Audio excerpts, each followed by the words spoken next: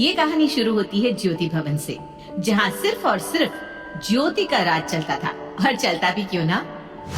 तेरे पैदा होने के बाद ही बना है ये घर। तू तो लक्ष्मी है हमारी, और तू ही नाराज हो जाएगी तो कैसे चलेगा।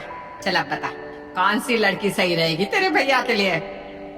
मैं क्या बताऊं मम्मी, शादी तो भैया को करनी है। क्या बताऊं क्या? जैसे कि तेरी मर्जी के बिना मैं किसी लड़की को सिलेक्ट कर लूंगा। हाँ, ज्योति भवन में तो वही आएगी जो मेरी प्यारी बहना को भाएगी।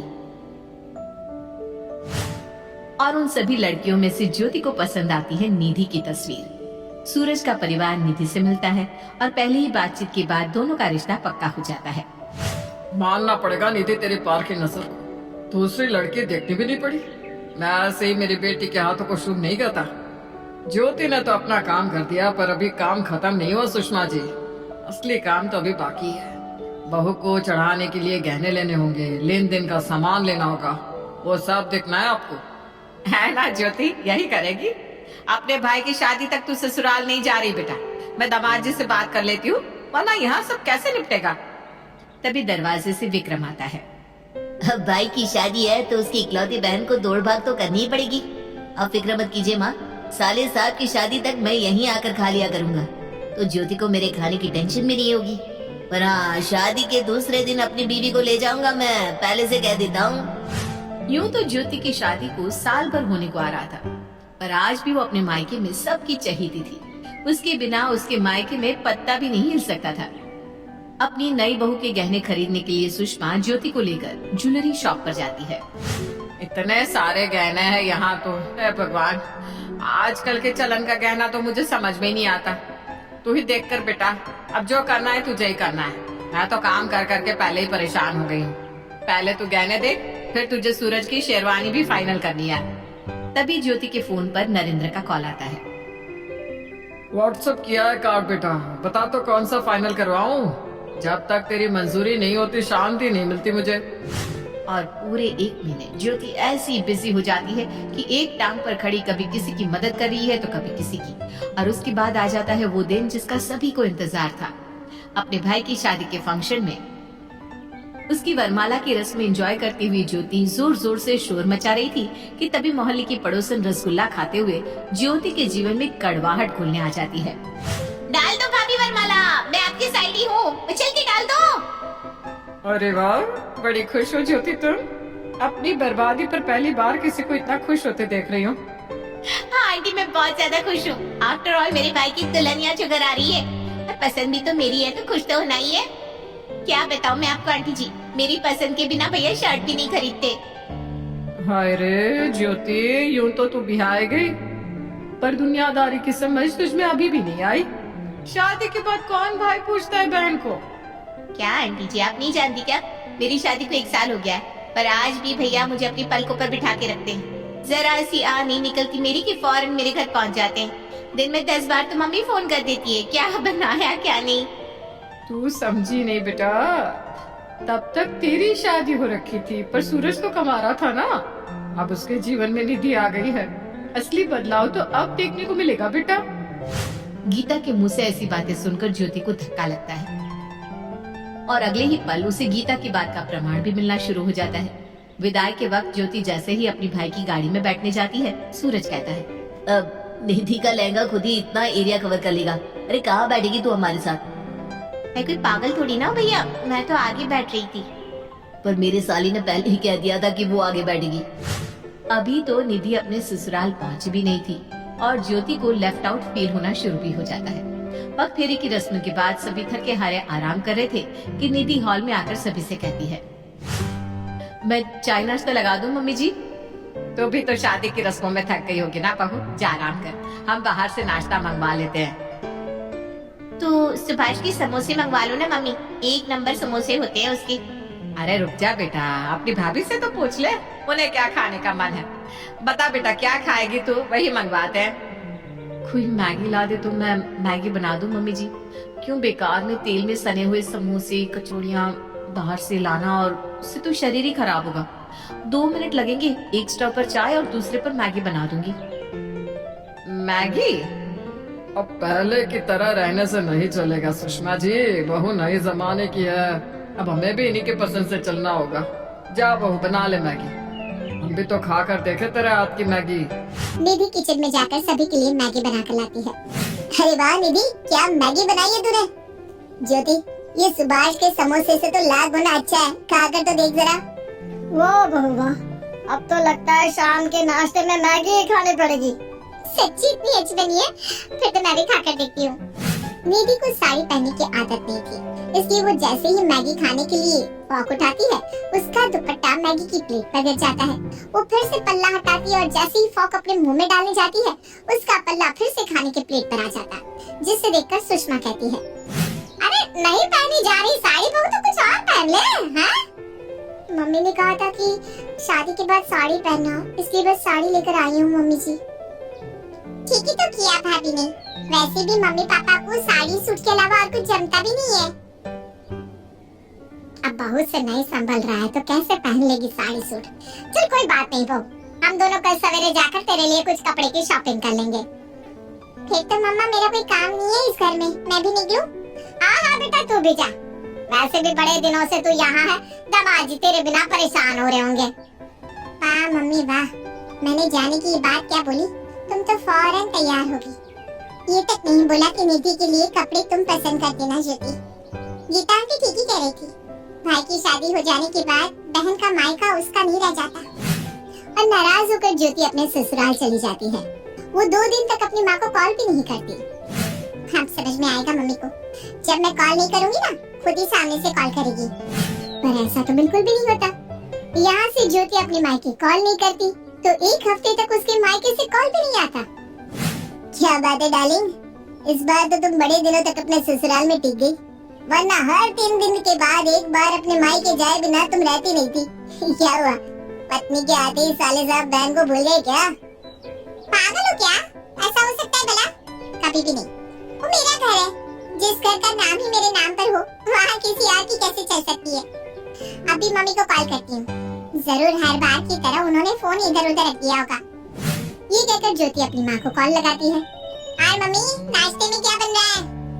अब मुझे नाश्ते की क्या चिंता बेटा, निधि ने ही सब कुछ संभाल लिया है, मुझे रसोई में जाने ही नहीं देती। जरा वीडियो कॉल कर, मैं तुझे दिखाती हूँ। आज बहू ने मुझे गाउन पहनाया है। अरे बहू जरा बताना तो वीडियो कॉल कैसे लगाते हैं? निधि आकर सुषमा के फोन से अपनी ननद को वीडियो कॉल करती है, जिसे देखते ही सूरज कहता है, अरे ज्योति से बात कर रहे हो तुम लोग? बढ़िया है, मैं अभी तुझे कॉल करने ही वाला था ज्योति। कल शाम को ठीक 5 बजे जीजा जी के साथ यहाँ पधार जाना। अभी तो बीवी आ गई है, बहन के बिना रहने की आदत डाल लो भैया। अरे तू समझी नहीं, बात यह है कि तेरी भाभी ने कल डिनर प्लान किया है, मेरे सारे कलीग्स को भी बुलाया है, तुम भी जरूर से आना। पहली बार ज्योति को ऐसा लग रहा था मानो उसके खुद के ही घर में उसकी कोई वैल्यू ही ना रह गई हो। अगले दिन ज्योति अपने मायके पहुंचती है, जहां वो देखती है कि हर तरफ बस निधि निधि निधि भाभी भाभी हो रहा था। 1 हफ्ता नहीं हुआ भाभी को आए और अभी से सब निधि निधि करने लगे। बहुत हो गया, अब मैं ऐसा नहीं होने दूंगी। ये परिवार मेरा है और मेरा परिवार मुझे भूल नहीं सकता, और भूले तो मैं याद दिला दूंगी। इस घर में सबसे इम्पोर्टेंट मैं थी और मैं ही रहूंगी। और बाकी गेस्ट के जाते ही ज्योति का अनाउंसमेंट करती है, 1 हफ्ते तक मैंने किसी से बात नहीं की और ना किसी ने पूछा कि मैंने ऐसा क्यों किया। चलो आज मैं ही बता देती हूँ। असल में बात ये है कि भैया की शादी की तैयारियों में मैंने अपनी सेहत का ध्यान ही नहीं रखा, पर जब शादी के बाद अपने घर गई तो मेरी तबीयत बिगड़ने लगी, तो मैंने चेकअप करवाया और मुझे पता चला कि मैं माँ बनने वाली हूँ। क्या तू मतलब मैं मामा बनने वाला हूँ? मेरा बच्चा, अरे सुषमा जी मैं नाना बनने वाला हूँ और आप नानी।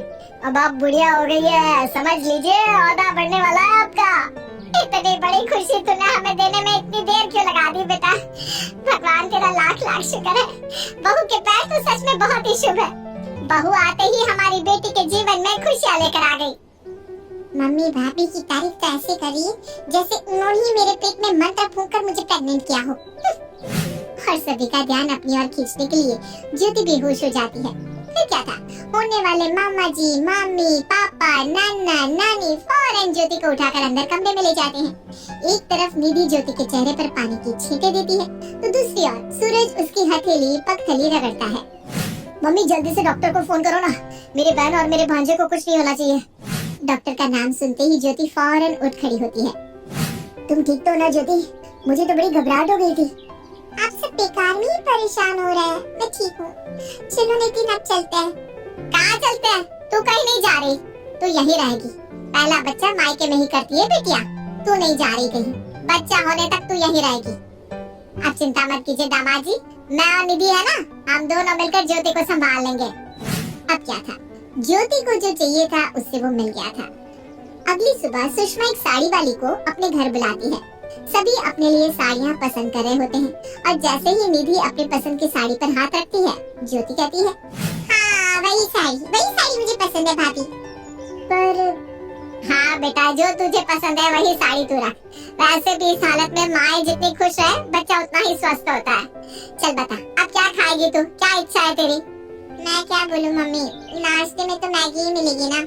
अरे मैं अभी जाता हूँ सुभाष के समोसे लेने, ठीक है मेरी लाडो? अब धीरे धीरे ज्योति अपने मायके को ही अपना घर समझने लगती है। वो अपनी सारी फ्रेंड को फोन करके अपने घर बुलाती है और एक छोटी सी पार्टी रख लेती है। भाभी आज मेरी कुछ फ्रेंड्स घर आने वाली हैं, तो आप सभी के लिए खाने का इंतजाम कर दीजिएगा। वैसे तो मैं ही खाना बना लेती, पर इस हालत में मैं अगर किचन में जाऊंगी तो बेकार में मम्मी आप पर भड़क जाएंगी। आप जानती है ना मम्मी मुझे लेकर कितनी पॉसेसिव है। कुछ देर में ज्योति की सारी सहेलियां वहां पहुंच जाती है। भाभी ड्रिंक्स लाना तो। हाँ दीदी। निधि हॉल में ड्रिंक्स लेकर जाती है। नहीं भाभी, मेरे गले में खराश है। अरे तो तू चाय पीना। भाभी आप नेहा के लिए एक कप चाय ले आओ, तब तक हम कार्ड खेलना शुरू करते हैं। Okay girls? और इसके आधे घंटे बाद ना आप स्नैक्स ला सकती हो भाभी। और कुछ इस तरह प्रेग्नेंट होने के नाम पर ज्योति अपनी भाभी से नौकरों की तरह काम करवाती रहती। ऐसे ही 3 महीने बीत जाते हैं। एक सुबह जब निधि खाना बना रही थी, वो ज्योति से कहती है, दीदी अगर आप फ्री हो तो आप जरा कपड़े देख लोगी, क्योंकि मुझे खाना बनाने में बहुत वक्त लग जाएगा और कपड़े टाइम से नहीं धुले तो सूखेंगे नहीं। मौसम तो आजकल कैसा हुआ पड़ा है, आप देख ही रही हैं। मुझसे काम करवाओगी भाभी तुम? ऐसा तो मैं होने नहीं दूंगी। ज्योति उठकर वॉशिंग मशीन के पास तो जाती है, पर वहीं उल्टी करने का ड्रामा करने लगती है। Oh God, कितनी खराब स्मेल है इस डिटर्जेंट की। मुझे उल्टी होने लगेगी।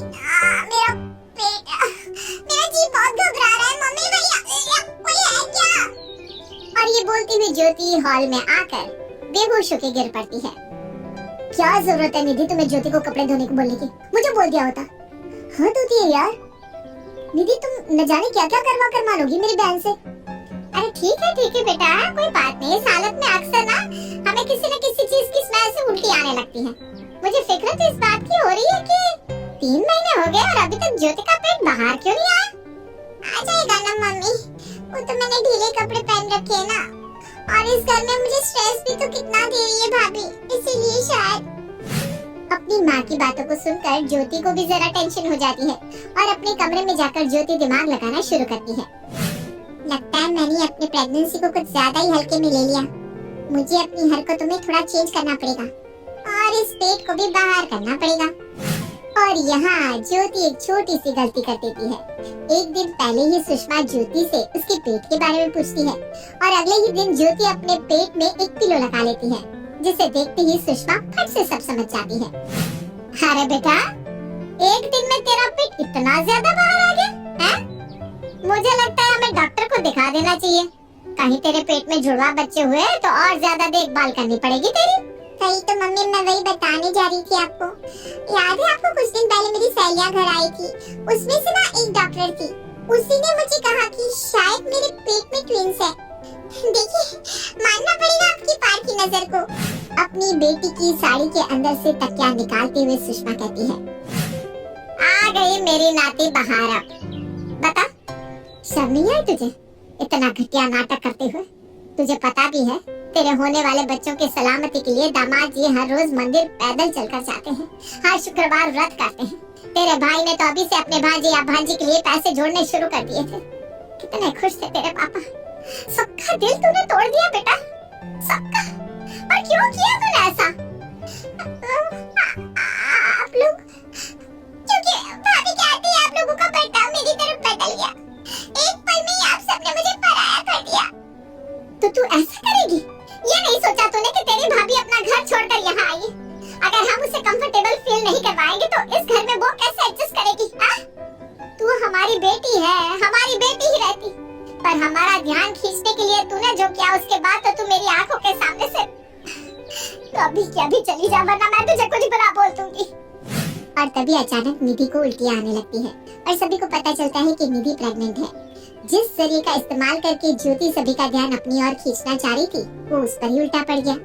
रात को जब सूरज और नरेंद्र घर वापस आते हैं तो सुषमा उनसे कहती है, ज्योति का बच्चा नहीं रहा, पर भगवान ने हमें वो बच्चा हमारी बहू के जरिए दे दिया। बहू प्रेग्नेंट है। और इस तरह सुषमा और निधि ज्योति की इज्जत सभी के सामने बचा लेती है। और जैसे ही ज्योति को ये महसूस होता है कि वो बुआ बनने